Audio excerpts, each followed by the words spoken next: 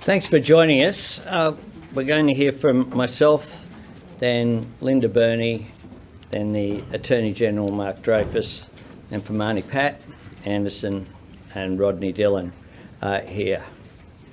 Today our Parliament has said yes to holding a referendum.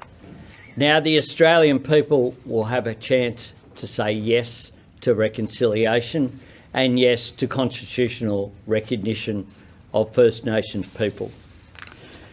The Uluru Statement from the Heart begins. We gathered at the 2017 National Constitutional Convention, coming from all points of the southern sky. Make this statement from the heart. Goes on to say, with substantial constitutional change and structural reform, we believe this ancient sovereignty can shine through as a fuller expression of Australia's nationhood. Proportionately, we are the most incarcerated people on the planet.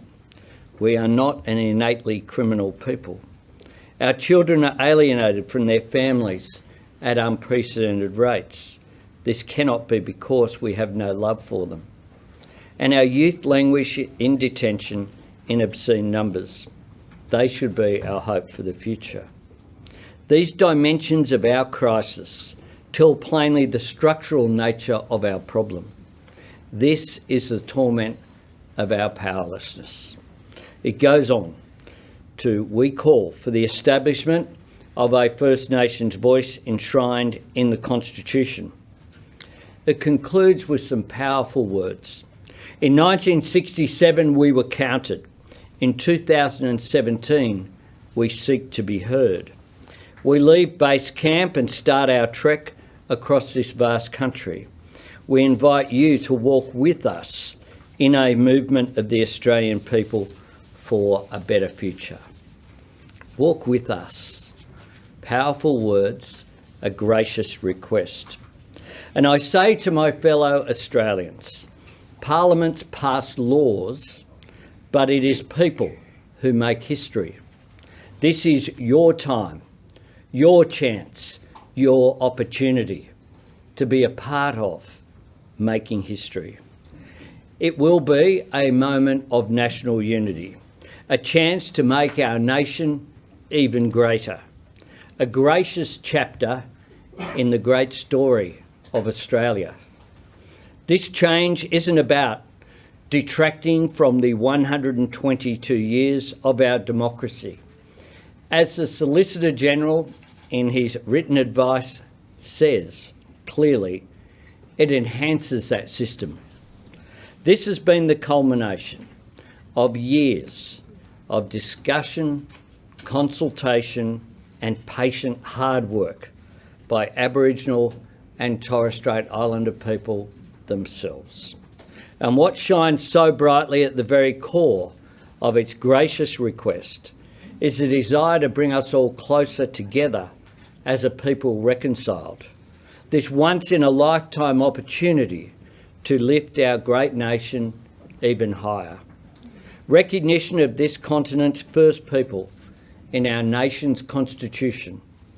Listening to their voices on issues that impact them. Making concrete, practical change that makes a difference to people's lives. People making themselves heard across our great nation. In the regions and beyond, in the remotest corners of our vast and beautiful continent that we share with the oldest continuous culture on earth. All those voices rising across Australia like the headwaters of 1,000 creeks and rivers, joining into a mighty current, a chance to walk together as one to a better future. Thank you, Prime Minister. Thank you so much, Prime Minister. The person who is physically not here today, but I can assure you that he is here in spirit, is of course our beloved Patrick Dotson. And I wanted to particularly say that, and he'll be watching, so hi Pat, we've done it. Today, everyone, it is a big day Because today the Senate has passed the Constitution Alteration Bill without amendment. This is the final hurdle to holding a referendum later this year on constitutional recognition through a voice. It's on. We are one step closer to finally recognising Aboriginal and Torres Strait Islander people in our nation's founding document. One step closer to giving a voice to the needs and aspirations of Indigenous Australians. One step closer to unifying Australia and making a great country even greater. Today, the political debate ends. Today, we can start a national conversation at the community level about what a voice is, why it's needed, and how it will make a practical difference. And to those Australians who want to know more, I say this.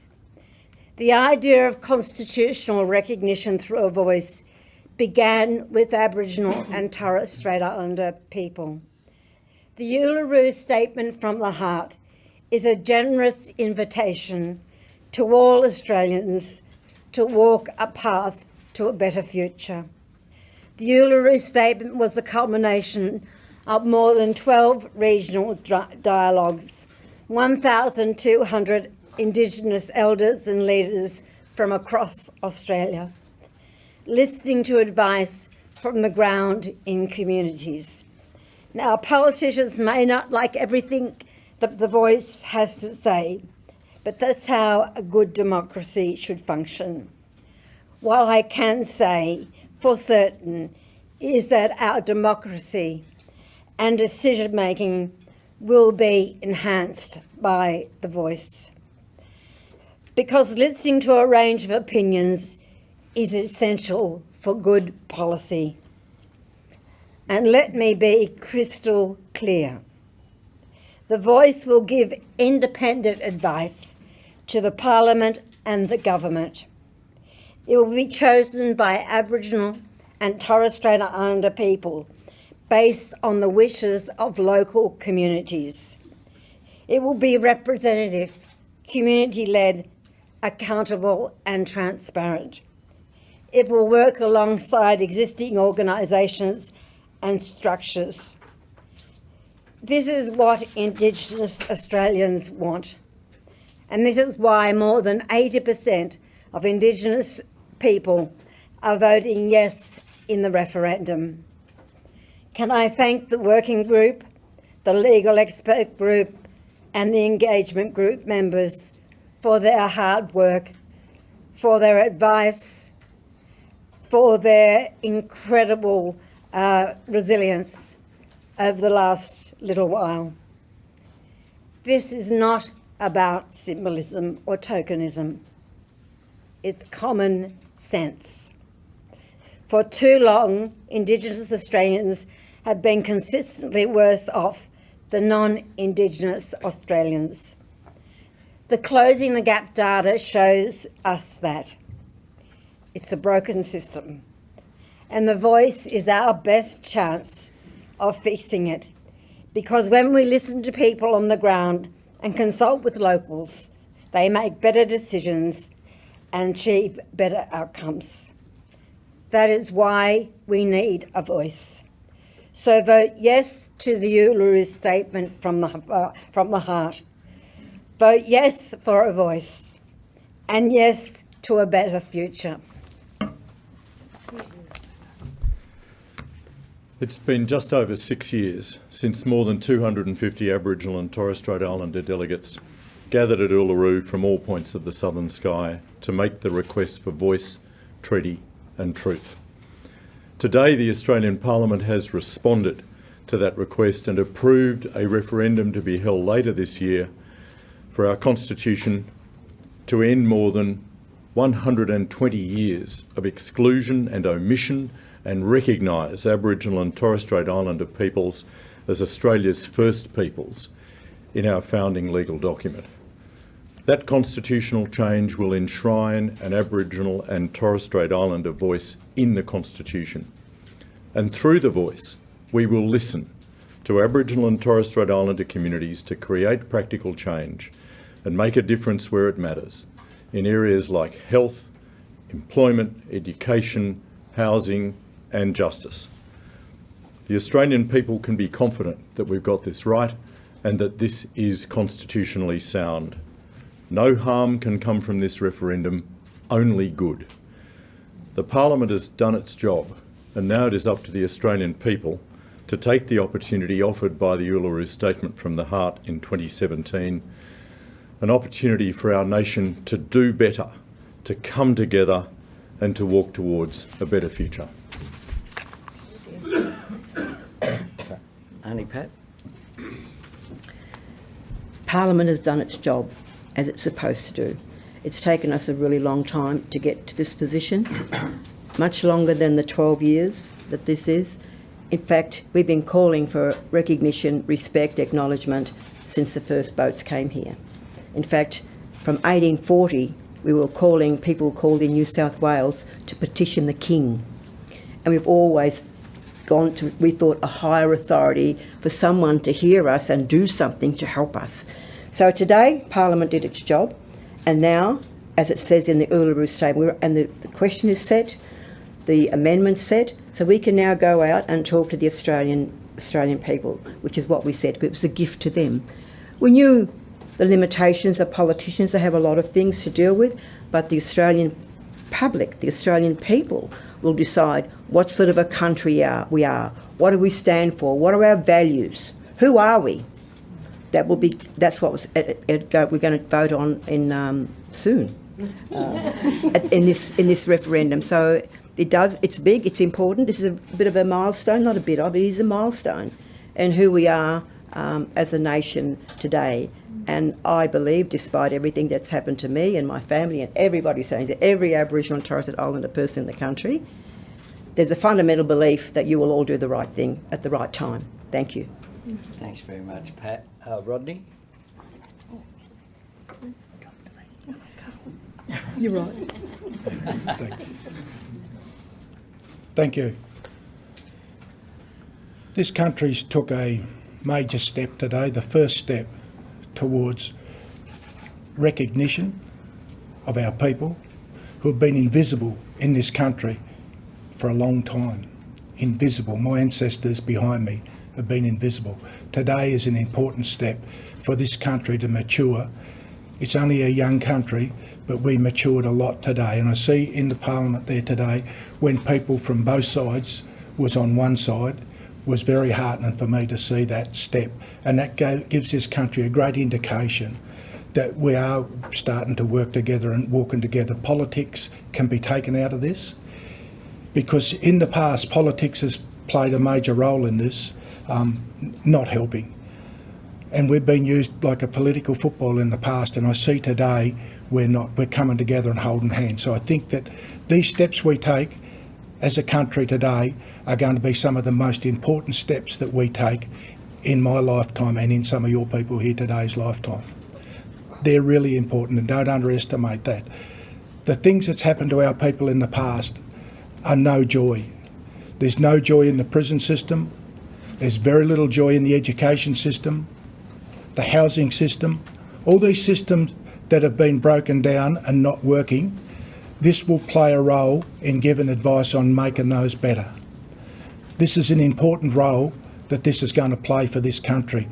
I see the social determinants on the other end that are so wrong, and I can see that this can be so right for this country. So the reason I support this and this government and the opposition as well, to work together to make change for better for our people, because it hasn't been like that. We've been in a war zone for a long time. So I think that this makes that change, and it puts our hand out. Our hand goes out to everyone to make change in this country, and I just see that as an important role. So having those outcomes from the advice that this group will give our country is going to be so important, and all it is advice. at this stage. It is important for us to take notice that this is advice to make change, to make it better for our people, because it hasn't been better. And we want to make that change. We see it everywhere. Everyone in this room knows where Aboriginal people sit in this country, and this can make a huge change. And I think that I'll be interested to see in 10 years' time who's standing here and how much change it's made. Thank you. Thanks very much, Rodney. Questions, Dave? Prime Minister, we've just seen, or any Australian who's just watched the Senate would have seen some pretty full-on division there over this reform. On one hand, we had Lydia Thorpe saying she's voting no because this is powerless. On the other hand, we had Pauline Hanson saying she would vote no because it's going to be too powerful. What's your answer to Australians who might have seen that? Will this have any power at all? And on the division that's in the Senate today, won't that just undermine the voice, that conflict? And does it worry you that it might defeat the voice? There's a lot of questions in there, David. So congratulations on that. I'd make a few points. One is that if people look at the balance of some people saying this goes too far, some saying it doesn't go far enough, I say we've got the balance right. We've got the balance right. This will be an advisory body that is not a funding organisation, will not run programs, and will not have the power of veto over the decisions to be made in the National Parliament. It is just that, an advisory body. But voice is a powerful word because it will give First Nations people a voice. And it's up to us to listen to that voice. The truth is that for most people watching this, it will have no direct impact on their lives.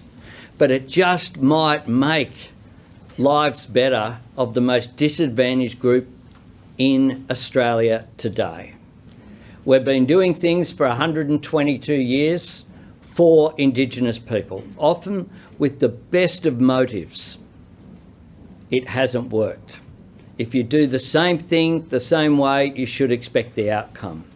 The same outcome. This is an opportunity to do things better, to instead of doing things for Indigenous Australians, make change with Indigenous Australians, to overcome, as I said, quoting the Uluru Statement, the torment of powerlessness. Powerful 3 words that say so much. We seek the opportunity for us to listen. And I believe that we've got that balance right.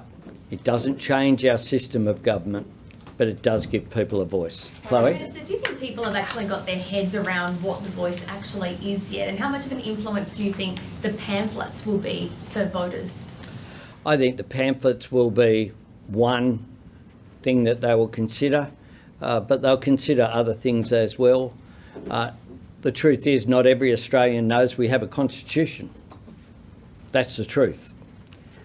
Many Australians will focus when the referendum is called, which needs to be called like a federal election 33 days out.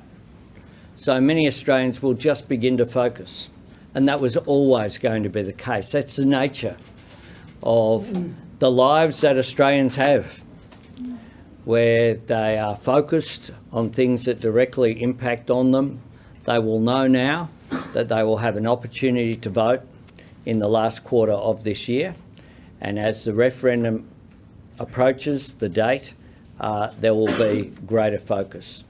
Prime Minister, what's the timeline from here? Would announcing a date sooner rather than later help charge the campaign for and against? Well, we'll have a discussion about that, but let's be very clear about this. When I went to, people can't say I held back.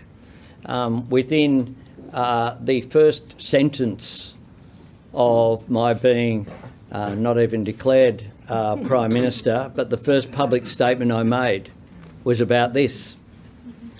I then went to Gama and put forward draft words.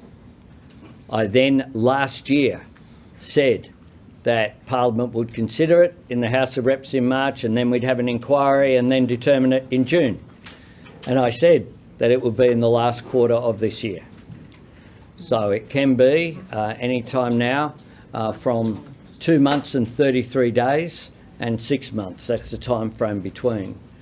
So we'll have discussions, including with my friends here, about a precise date.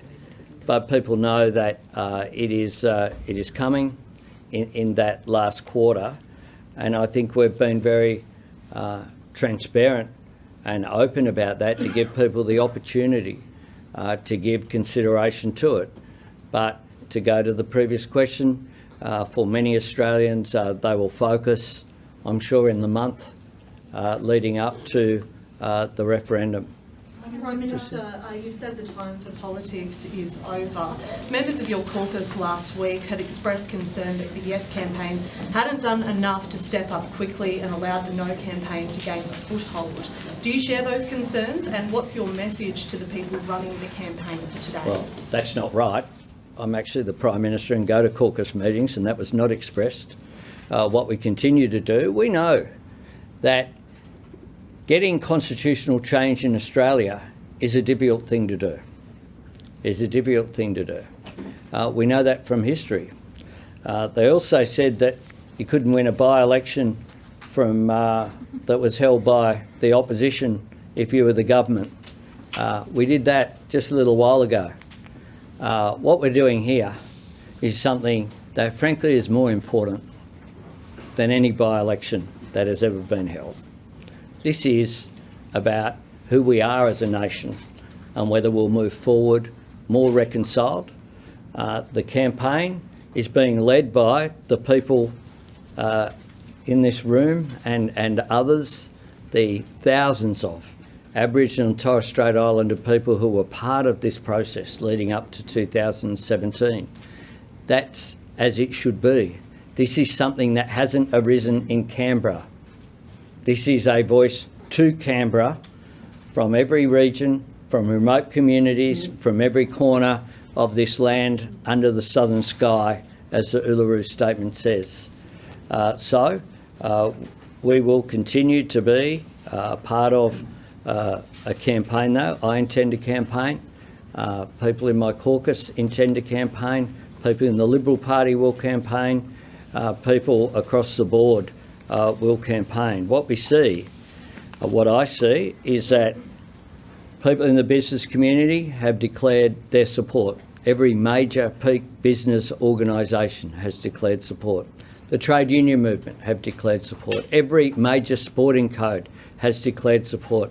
Every major faith group in Australia has declared their support. Civil organisations like ACOS and Salvation Army and others have declared their support. That support has been won by people who have examined it, who have looked at their own organisations and had their own processes. But now it's up to the Australian people. Everyone has one vote, and I encourage people to engage in the debate as we go forward. Prime Minister, just further on that, and perhaps to some of the campaigners around you as well, the confidence that everyone seems to have in the outcome of this referendum, is that backed up by concrete numbers? Yeah. I have faith in the Australian people, and I have faith that we will put our case, and I'll ask people to comment as well, but I've always had faith in the Australian people. You can't predetermine these things, and it's hard to win a referendum. We knew that at the beginning. We knew that. We know that that's the case. We expect continued misinformation, but we will run a positive campaign about why this makes a difference, and say to Australians, as I think my friend Mark Dreyfus here just said, where's the downside here? What are people risking here compared with how things have been working up to now. From my perspective, this is all upside. And that's why I'm very confident that a positive campaign will produce a positive result and will produce something that we can be proud of. And we go back to all the other advances that have been made. In my time here, the apology to the stolen generations didn't happen until there was a change of government, didn't happen until 2008 because we were told about all these downsides. Not one of them proved to be correct. Just as Mabo and Wick and all of these gains that have been made over a period of time have produced positive outcomes. But Pat or anyone else want to make a comment? A level of maturity and sophistication is required here, irrespective of our political beliefs and the philosophies that we hold. It's a universal truism that when you involve people that you're making decisions for, you make better decisions and you better allocation of all the resources that are required. This is fundamental to any democracy. And you know, Australia is one of the few liberal democracies in the world that does not have any arrangement, any settlement with its First Peoples. And what's on the table is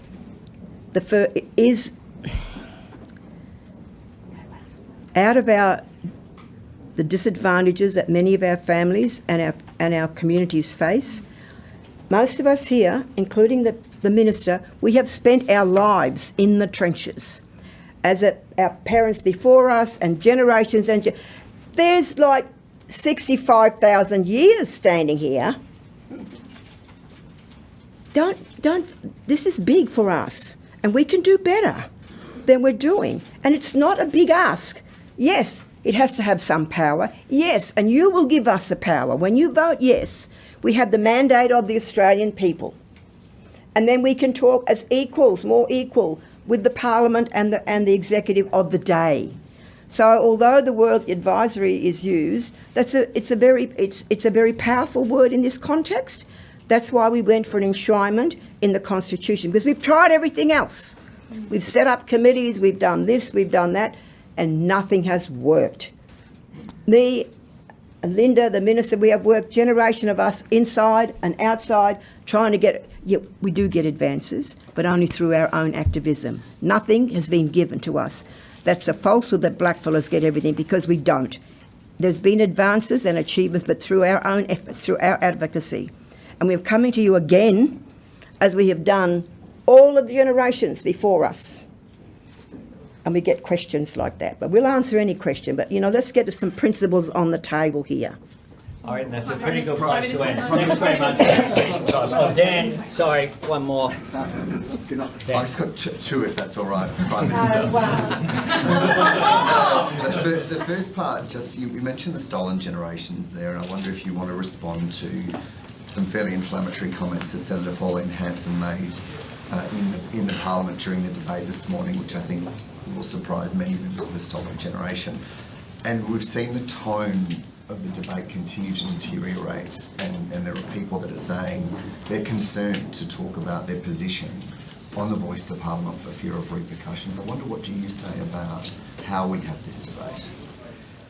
Well, I didn't see what Senator Hanson said, but I'm sure it's consistent with things that she said in the past, and I don't intend to respond to them because I don't think that they're worthy of a Prime Ministerial response.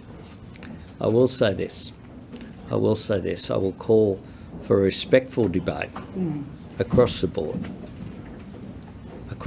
no matter what way people are voting, to try to, for the advocates, to do their best to stick to the facts, to not say things that they know are not true, And during this campaign, we've already seen, for example, the ramp up of what does the Solicitor General think? We published the Solicitor General's advice. No one talks about it anymore. We should not be very aware of the things that will be raised like that, looking for things that just aren't there. This is constitutionally sound.